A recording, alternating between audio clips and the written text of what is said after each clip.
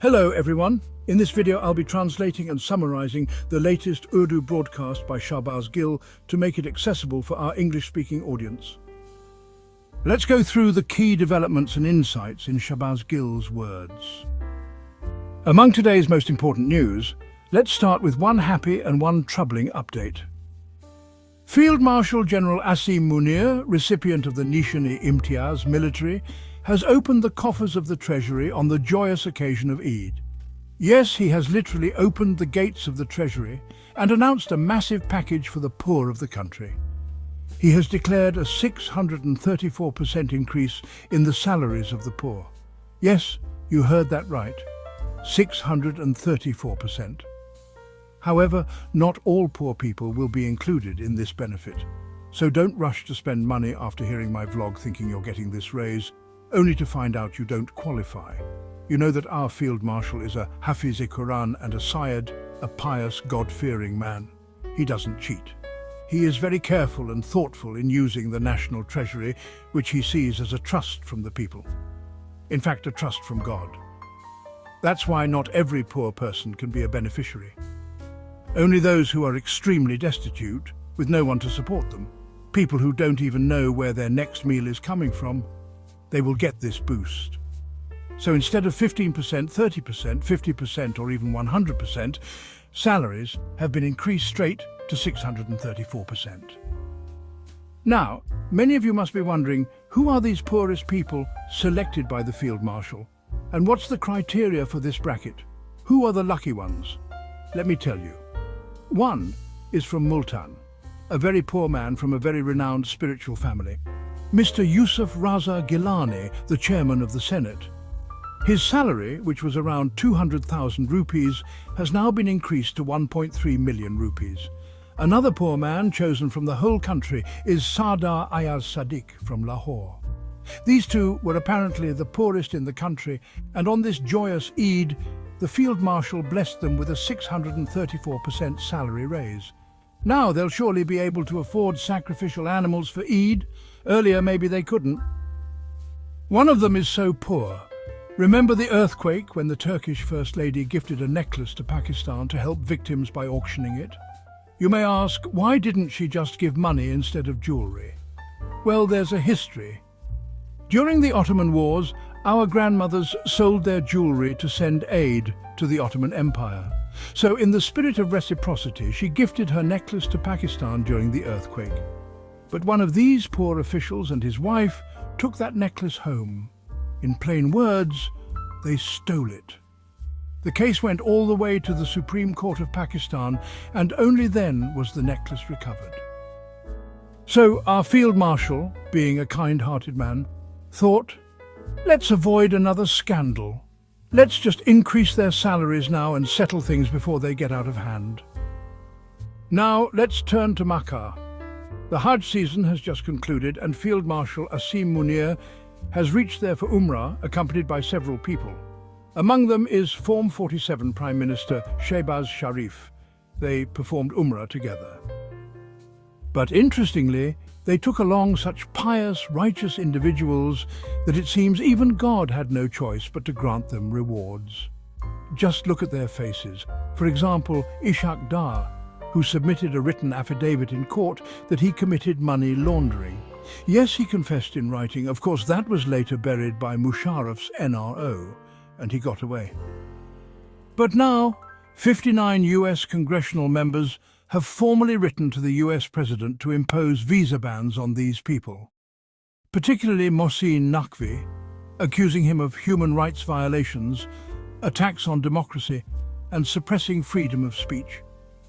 They also linked him to the massacre of November 26, urging the US to ban his entry. Even if that ban doesn't happen, this stigma will hang around his neck for life. You remember November 26. Mothers treat their children with coal, but Mohsin Naqvi treated them with bullets made of lead. And now, with full immunity and confidence, he stands in front of the Kaaba. Before this, he also visited the Imam Reza shrine in Iran, convinced that his prayers would work there too. It seems he believes Form 45 and Form 47 can work even with God. But over there, only your deeds speak, not your paperwork. If the Hajj or Umrah of such people is accepted, then the oppressed, who suffered from their cruelty, would surely ask God, what is the criteria then? Let's not forget Justice Amin Uddin and Justice Yahya Afridi were also at Hajj. We had joked earlier that Satan had filed a leave request, asking for some days off because when these judges arrive, his job is done. He even said, "Let them be stoned instead of me this year." Now, I don't know whether they stoned Satan or Satan stoned them, because the match is very even, or perhaps in Satan's favor. These same judges imprisoned the oppressed in military courts, silenced justice, and turned away from the torment of Bushra Bibi and the injustice against Imran Khan. Now the nation is cursing them. I sincerely pray that their Hajj and Umrah are not accepted, and may they receive at least 10% of their punishment in this world to become a lesson for others. It seems Mohsin Naqvi has taken the idea very seriously that Hajj and Umrah wipe all sins. He performed Umrah and thought, now I'm clean. But then his TV channels, Channel 24 and 42, went on to commit another sin. They reported on the murder of a 17-year-old girl, implying that she was on a date when killed.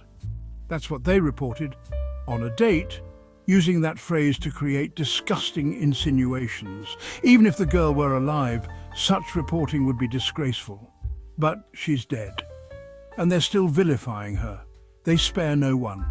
Neither the dead nor the living. Innocents like Zil Shah are murdered, and even dead teenage girls like Sana Yusuf can't escape their shamelessness.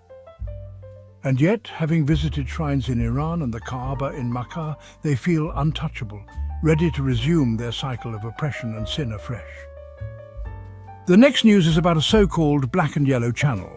Everyone knows there is a certain black and yellow channel, and this channel was allegedly created by ISI and our respected Chaudhry Nizamuddin Sahib. Many people were previously recruited for this channel, made to run shows, but these programs failed to gain traction. The channel was originally created to counter the strong emotional response the Pakistani nation has been expressing on social media, but it seems it hasn't achieved its intended goals. So now, what have they done? They have removed those journalists from the black and yellow channel and instead provided them with equipment such as cameras, lights, microphones and so on to create independent content from home that continues to serve Chaudhry Sahib's agenda. Because when these people appear on the black and yellow channel, everyone already assumes they are working at Chaudhry Sahib's direction. The plan now is to have them record privately so that the public doesn't know these videos are coordinated with the state apparatus. This is a new arrangement, so now you'll see many familiar faces releasing videos independently outside the black and yellow channel. You'll have to figure out for yourself what's really going on. Next up, former United States President Donald Trump has once again praised Pakistan. Trump first talked about India's leadership and then added that Pakistan's leadership is also strong. In reality, Trump seems to be taking credit, for the 11th or 12th time, for stopping a war between India and Pakistan. You're probably wondering why he keeps bringing this up in every context. I stopped the India-Pakistan war. You must have noticed. He repeats this often, sometimes daily or every other day. The real reason is that Trump is currently caught in major troubles, especially related to his trade deals. His negotiations with China are stalled, no deal has been finalized with India, and Europe is also unresolved. So he's using Pakistan to pressure India, giving temporary praise to Pakistan just to annoy India and bring India into a weaker bargaining position to extract a better trade deal. This whole thing, this transactional love affair, is directly tied to India. The moment he secures a deal with India, he'll drop both us and them from the narrative completely. Yet many in Pakistan are oddly thrilled by this superficial praise. In other news, the Assistant Commissioner who was kidnapped in Balochistan has now released a statement. As you know, statements taken at gunpoint are unacceptable. We condemn such actions. This applies to all such terrorist groups, including the Baloch insurgents who abducted the Assistant Commissioner, held a gun to his head, likely tortured him and forced him to record a statement. Such statements are shameful and the entire nation strongly condemns them, but let's also remember our own intelligence agencies like ISI and MI have done the same thing, abducting political workers, especially from PTI, and forcing them to record similar confessions. The same happened when TTP kidnapped an army colonel in Dera Ismail Khan and made him record a statement at gunpoint. So what's a Pakistani to do? If it's not the terrorists forcing statements, it's our own intelligence agencies doing it. And if you survive both, then maybe you'll get picked up by bandits in Kutcha or simply be killed. And if you survive them too, well, Punjab police is always waiting. So where should one go in this country? On another note, our charming and composed DG ISPR, perhaps the most good-looking and eloquent personality ever, has recently received artwork from the students of F6 school. The children were asked to draw illustrations depicting the clashes with India. And now these were presented to DG ISPR as gifts. They make sure to do some activity every day to remind the nation of that skirmish and to extract maximum mileage from it to stay at the top of the narrative game. So DG ISPR is actively visiting schools and colleges to reinforce this message, trying to make sure the state keeps control over the national narrative. Now to Karachi, where the 32nd earthquake has occurred. Yes, 32 earthquakes have hit Karachi recently. A few days ago, you may remember that the walls of Karachi jail collapsed and prisoners escaped. We don't yet know the extent of the damage from this most recent quake, but Karachi has been experiencing frequent light tremors for the past several days. May God have mercy on us. You know how fragile Pakistan's buildings are. If a major earthquake were to hit, devastation would be massive. That wraps up our translation of Shahbaz Gill's video.